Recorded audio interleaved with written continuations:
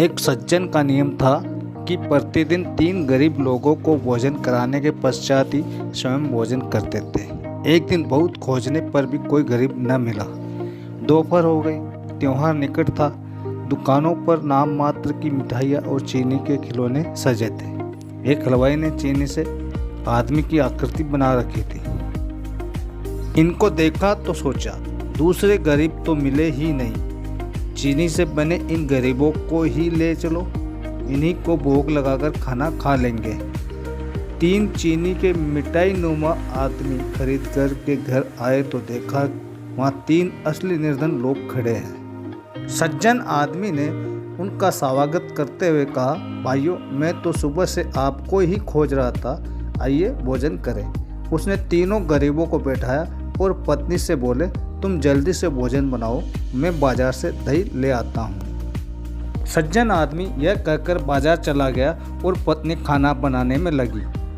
इतने में ही उनका पुत्र भीतर आया।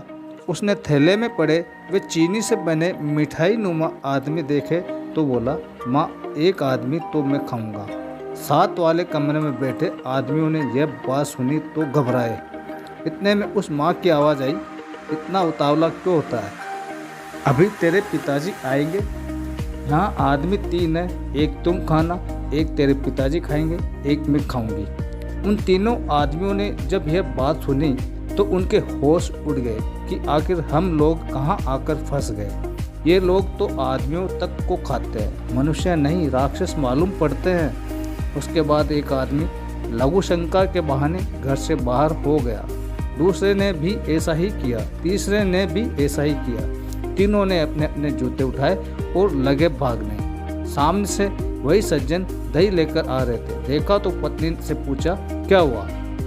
वह बोली, मुझे पता नहीं, ये लघु शंका जाने की बात कह रहे थे, न जाने क्यों भाग रहे हैं। वह सज्जन तो सुबह से ही भूखे थे।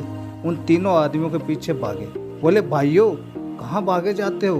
हम लोग तो सुबह से भूखे हैं। उन आदमियों ने दौड़ते हुए कहा, आज तो ये दुष्ट हमें ही खाकर अपनी भूख मिटाएंगे।